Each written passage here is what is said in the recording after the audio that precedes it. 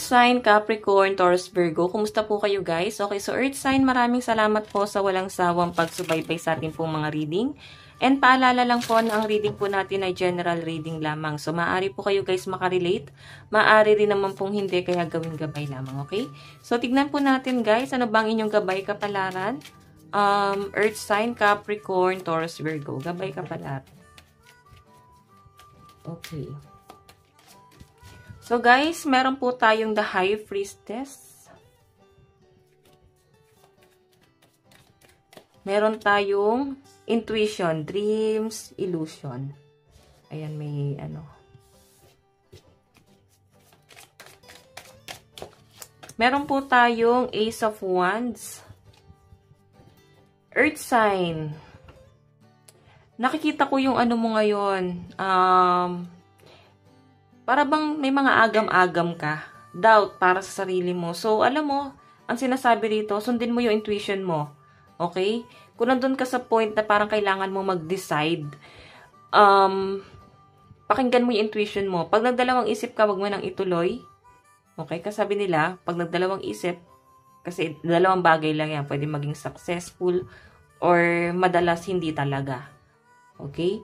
So, pakinggan mo yung intuition mo. Nakikita ko dito guys na alam mo sarili mo na malayo pa yung mararating mo. Kasi nararamdaman mo na yun sa sarili mo. Yung iba sa inyo guys, malakas pong inyong parang highly intuitive ka. Malakas ang mo, spiritual mo. Para bang, ayun, malakas yung instinct, intuition. Yun yung nakikita ko rito guys. Kung makita nyo, meron tayong Ace of Wands, breakthrough, inspiration, new direction. Wow, napakaganda nito guys, new beginning. So, yun nga guys, maaaring nagda-doubt ka lang talaga kung itutuloy mo tong opportunity na darating sa inyo. Or pwedeng swerte, pwedeng bubuhos ng biyaya sa inyo guys. May blessing, pero sa nakikita ko dito guys, maaaring yung blessing na dumarating sa inyo, para bang hindi ka na ganun ka-excite. Para bang bagong bagay. Parang bago lang siya. What I mean, parang hindi na guys bago. Yun yung nafe-feel ko rito. Okay, kasi kahit anong bago, para bang same pa rin sa na-experience mo nung sa nakaraan. So, hindi naman sa parang nagiging ungrateful kayo. Pero yun nga guys, parang wala nang excitement kasi. Para bang lagi na lang paulit-ulit yung sitwasyon. Okay? So, titingnan po natin guys. Additional message. Additional message.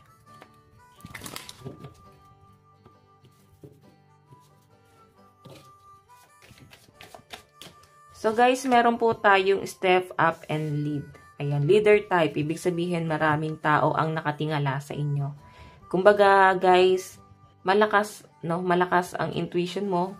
Mataas din ang tingin sa'yo ng mga tao sa paligid mo. Hinahangaan, iniidolo ka nila. So meron po tayong take, inspired, and action. Diba? Ibig sabihin, sa isang kumpas mo guys, nagiging maganda talaga. Kaya maraming sumusunod sa inyo at napapaniwalaan kayo. Iba sa inyo guys, marami talaga kayong kaibigan. Sobrang na-appreciate mo kahit sinong kaibigan. No? Na-appreciate nyo sila. Meron po tayong, ayan, talk less and feel more. Siyempre, yung iba sa inyo guys, magaling kayong makisama talaga sa nakikita ko dito. Pero yun nga guys, minsan may napupuna ka rin sa kanila or pinipili mo rin. Okay? Sabi natin yes, marami kang kaibigan, marami kang kakilala. Yung iba sa inyo guys, nagkakaroon ka pa ng mga bagong circle of friends. Parang kahit saan ka pumunta, para kang kandidato guys. Parang kandidato, lagi kang may kilala. Okay? Or kilala ka guys. So yun guys, maaaring ang kadil nyo ay Capricorn, Virgo, and Pisces. Tingnan pa natin pagdating sa inyong love life. Love life po ni Earth sign. Earth sign, Capricorn, Taurus, Virgo. Yung iba sa inyo guys, para bang nakaka-feel ka ng para bang madalas sumasakit yung stomach mo. So ano ba to? May menstruation ka ba? Or pwedeng acidic ka? Okay? Kaya kailangan nyo na siguro guys, magbawas-bawas sa mga soda. Or exercise. Mag-exercise kayo guys. Okay, sa love life mo, meron tayong, wow, 10 of Pentacles. Meron tayong the Fool. Meron tayong Ace of Wands. So guys, sa pinapakita sa akin dito, 10 of Pentacles, the Fool, and Ace of Wands. Nandun na kayo sa point, guys, na ang plano mo dito is mataas na. Hindi na kayo guys basta-basta para bang nakikipaglaro. Ayaw nyo na guys ng ganun. Ayaw nyo lang ng nakikipaglaro. Kumbaga ang gusto nyo na rito guys is seryoso na. Diba? Para bang napakaiksi ng buhay. Gusto mo na guys ng maayos na pamilya, maayos na pamumuhay, ayaw mo na ng pabago-bago. So, nakakatuwa guys yung energy mo. Kasi tignan mo ha, the full, eto na yung pinagtutuunan ng pansin ng mga earth sign guys. Mas pinahalagahan mo yung family mo. Mas pinapahalagahan mo yung person mo. Okay? O iba sa inyo guys, maaaring kung magkarelasyon pa lang kayo, hindi kayo mag-asawa or nagsasama. Pwedeng ayan, may settlement na po na nangyayari dito. Ten of Pentacles. Okay? Para bang settlement, para bang pinag-uusapan nyo na yung pagsasama nyo. Okay, pagdating sa kaperahan po ni Earth Sign. Kaperahan. So guys, meron po tayong 3 of Pentacles.